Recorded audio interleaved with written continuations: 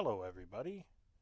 Today's political correctness movement, or the PC culture, is not just oppressive, it is also authoritarian.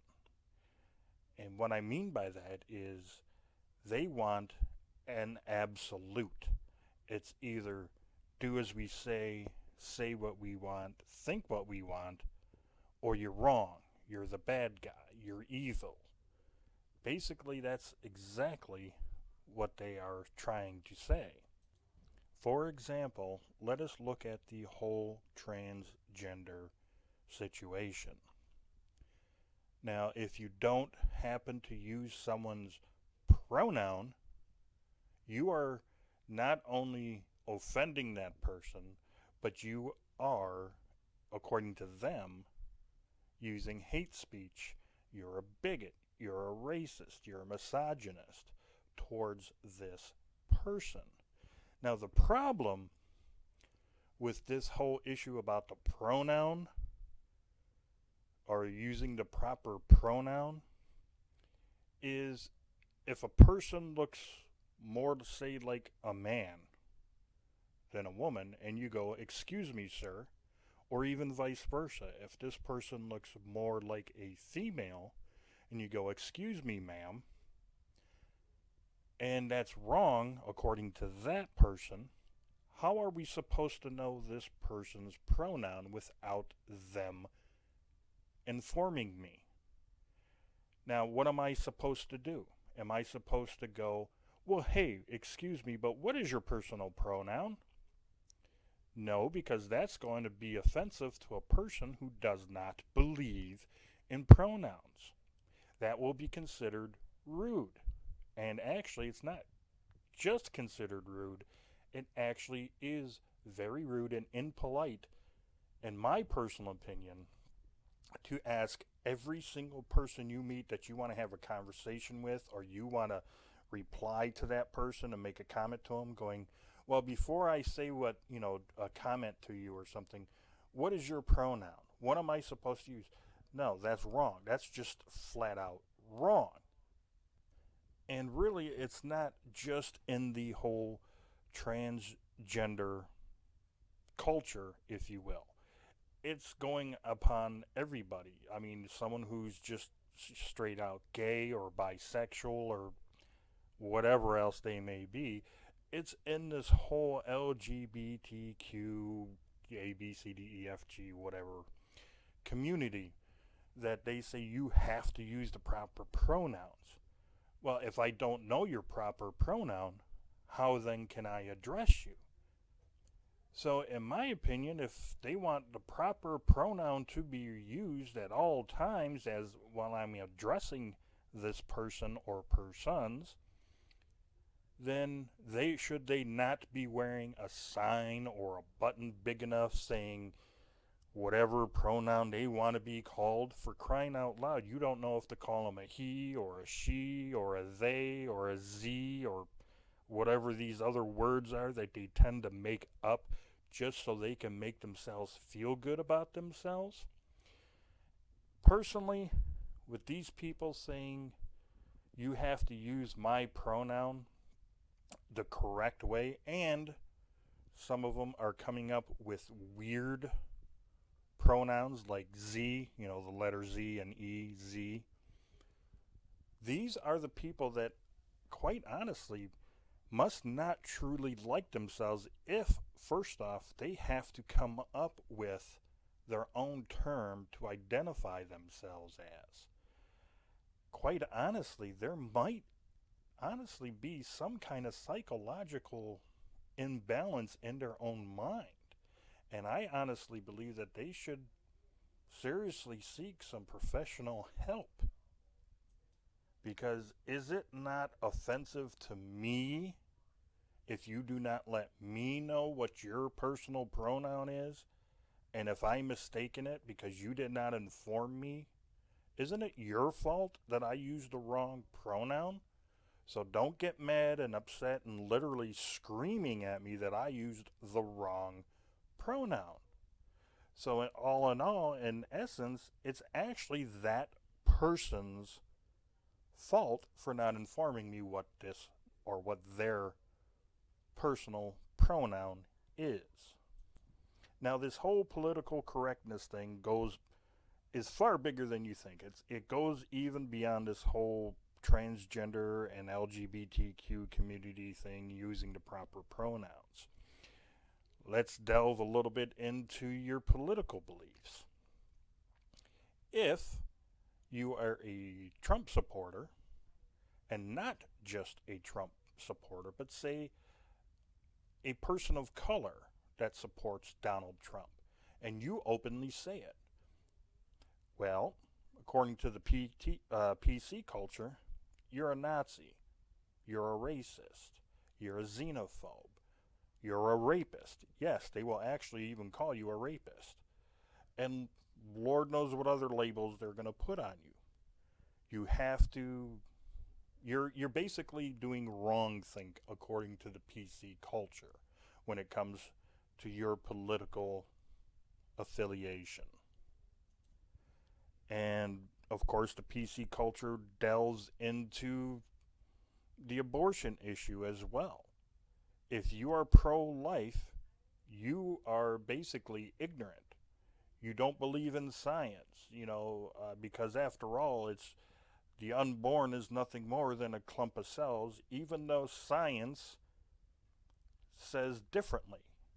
I mean, in a matter of weeks, the unborn actually has a heartbeat and can actually feel pain. But you can't tell the PC culture this because they just refuse to believe facts. Why? Because they want what they want, and they want to feel good about themselves, so that's why they deny the truth. Of course, there's always the whole issue about firearms, or let's just use the term guns. If you are pro-gun, you are a threat to everyone around you. Even though you may not even own a firearm at all, but you're like, hey, it's written in the Constitution, it's everybody's right to own a firearm, not only for self-protection or self-preservation, but to defend yourself and your country against a tyrannical government. But according to the PC culture, if you are a gun supporter, like I said, you are a threat. You are an actual terrorist. Once again, you are a Nazi. You're also a white supremacist. You're a racist. And the list goes on of the names that they're going to call you, all because you support the right, not just for yourself, but for everybody or every American, to the right to bear arms. And of course, there's always everyone's favorite, immigration. Now, I'm all for immigrants to come into our country as long as it's legal and they obey the laws. They come here the way that the United States says, okay, if you want to become an American citizen, this is the way you got to do it. I am opposed against people just crossing the border illegally, which is breaking the law according to our laws here in the United States. And then what happens is most of these people don't even try to become citizens. Some of them will try, but the vast majority don't. They will come here, take as much money as they can, and then move back to wherever they are just so they can have their money.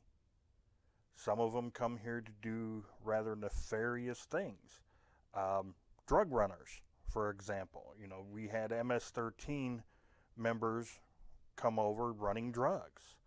They also do child sex trafficking and even just human trafficking in general. They will come here and do these things. The drug cartels alone have been known to cross the border to run drugs, not just, running drugs into the United States, but back out. But they've also been caught running firearms and other weapons into the country. And while they're here in the country, they may even steal firearms and take them back to Mexico. But a lot of people have been brainwashed to believe that the only people trying to cross the border are people trying to flee war-torn countries or poverty or something of that nature. And it's like, don't get me wrong. I do feel sorry for a lot of these people. I do have some, I am a compassionate person, but just you crossing the border does not mean that you should become an instant citizen of the United States of America. If you cannot obey one simple law, which is don't cross the border illegally, apply for citizenship either through the embassy or wherever else, what other agency you may have afforded to you. If you can't follow that simple basic law or rule, if you will, then how can I trust you crossing over the border illegally and then trying to become an American citizen? I can't trust you because you already shown me that you're not trustworthy. You are willing to forego or break our laws just to try to make it here into our country, and Lord knows doing what. You may actually want to become a United States citizen.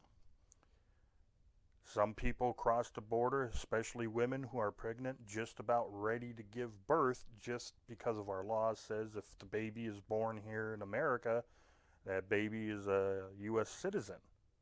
And then what they're going to do is ride the coattails of that child to be on the fast track to become an American citizen. And to me, that's wrong. That's abusing the law. But there's plenty of people who are all for that.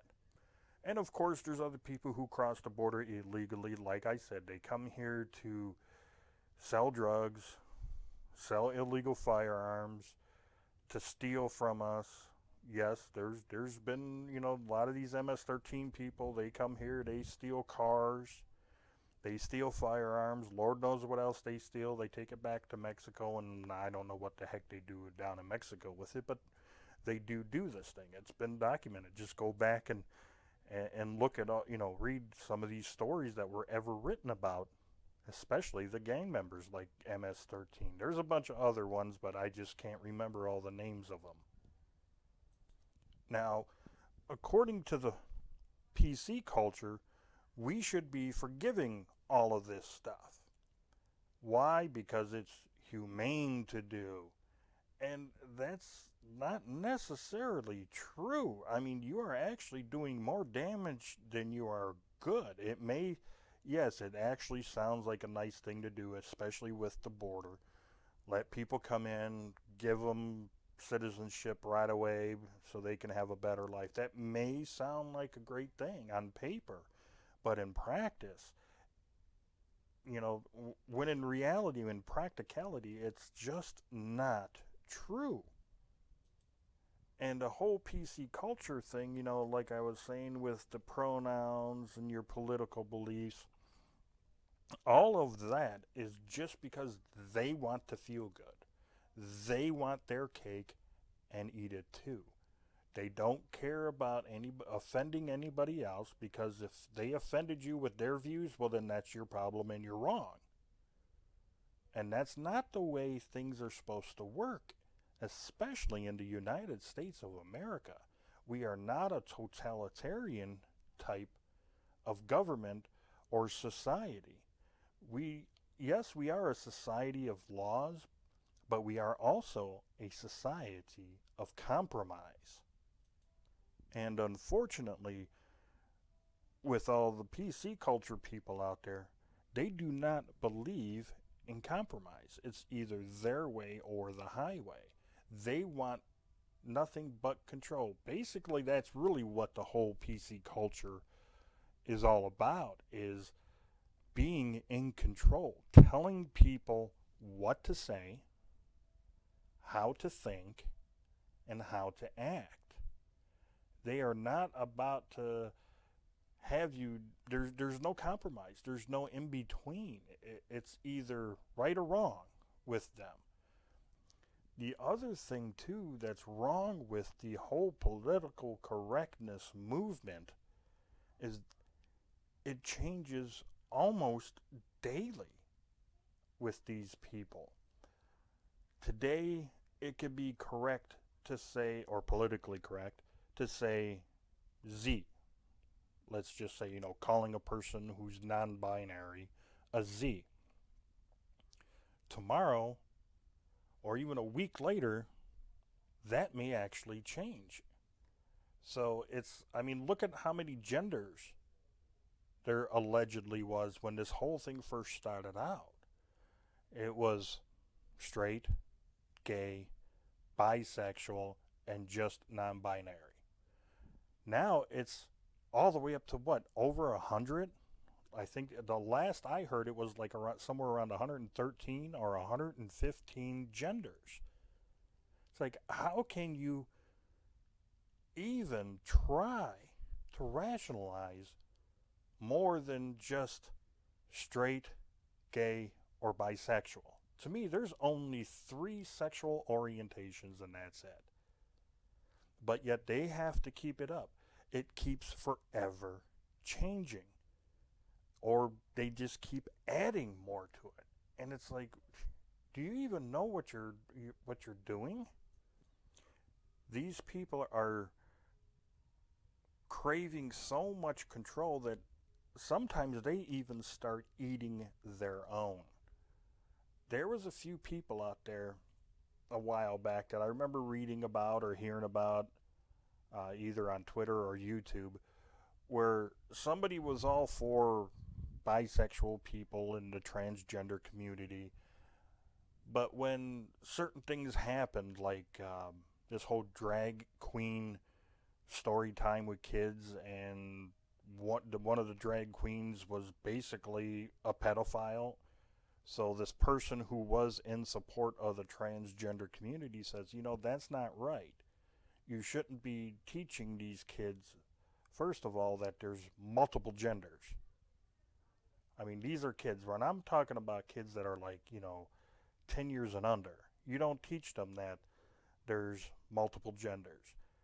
And more importantly, this person said, having a pedophile along with all these kids is wrong too. That should be highly questioned about the motives of this person doing the story time. Is he scouting for, a kid to possibly molest or something? And then what happened was all these people's friends started attacking this person for saying something that's actually sensible. I'm sorry, but children anywhere from 3 years old until they're actually 13, they're very impressionable. Their hormones are going to be going crazy. They're raging. Their bodies are going through all sorts of changes, and a lot of them are going to be confused about a lot of these things that they're feeling on the inside, and they don't need to be confused anymore about there's more than just being a boy or a girl. You can be, one day you're a boy and then tomorrow you can be a girl. No, you don't teach these kids that. Let them grow up. Once they're teenagers, starting to get, like I said, starting maybe at the age of 13, you can maybe start bringing that stuff up to them. But until then, let these children be children. But getting back to the story here, this person was a YouTuber, and they kind of spoke out against it, saying, it's wrong to kind of go and teach kids at that young of an age about all these genders that are coming out. It's just wrong.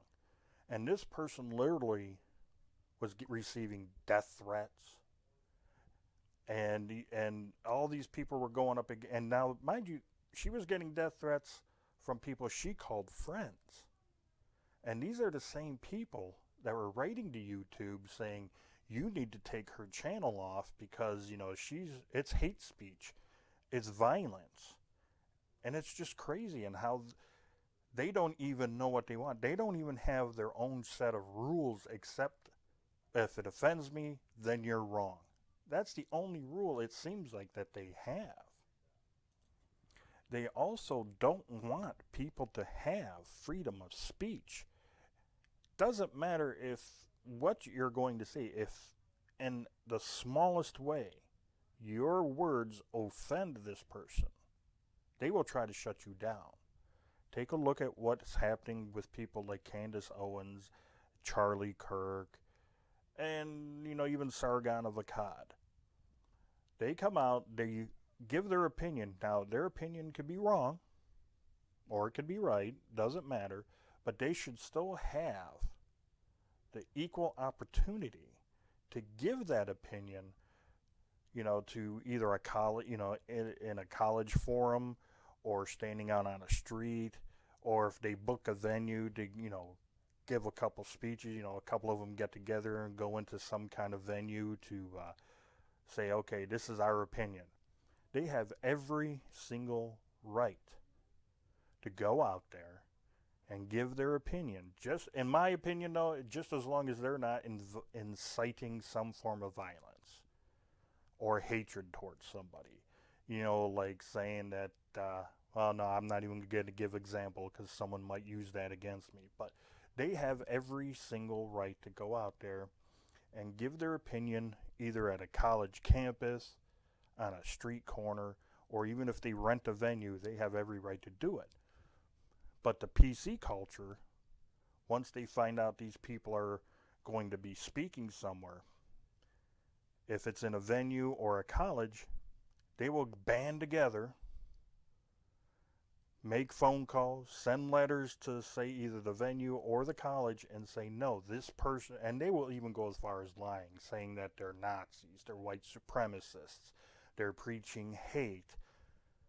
Or some people, yes, and it has been told that these venues and colleges have been threatened with violence and destruction. We're going to set it on fire. We're going to beat these people up. There's going to be a shooting. So there was, I believe, once where someone even called in a bomb threat just to have these people with a differing opinion not to speak at the venue or college. And that is the PC culture of today. It's 100% totalitarian or authoritarian or oppressive because they don't want to hear an opinion that is different than theirs. They don't even want actual facts and statistics. It's happened to me plenty of times online, especially on Twitter, where I get into a debate with somebody, David Hogg, and I prove somebody wrong. I give them statistics, whether it be from the government, local police department, the FBI, but yet, and then these people will come up and say that I'm wrong, that I made this stuff up, or you can't believe what the government says just because Donald Trump is president and he is, he's a dictator and he's putting this false information out. But then I always ask them, okay, well, where are you getting your information from? I actually give you sources, like the FBI statistics, let's just say, or Baltimore Police Department statistics. And what do these PC culture people give me? A newspaper article, say from the New York Times or the WAPO, the Washington Post, or, God forbid, Vox. And either this article or video doesn't list a source at all. It just says this, it'll give you information, but it doesn't give you like a source so you can go and actually verify it. Or their source is, well, a White House aide told this reporter, or sources at the White House, or sources at the police department. They don't give you something more verifiable than just the word sources or people tell us. It's like, so basically I asked them, so basically you're telling me you're basing all of your information on hearsay and conjecture with no verifiable proof or statistics. Whereas I gave you FBI statistics, I gave you police reports and police statements and documents where it can be verified. then in their desperate attempt to make it sound like they are more knowledgeable than me, or just to make me look bad, they right away start saying things like, well, that's from a fascist regime. You know, the Trump administration is in charge, so he's going to give you misleading information.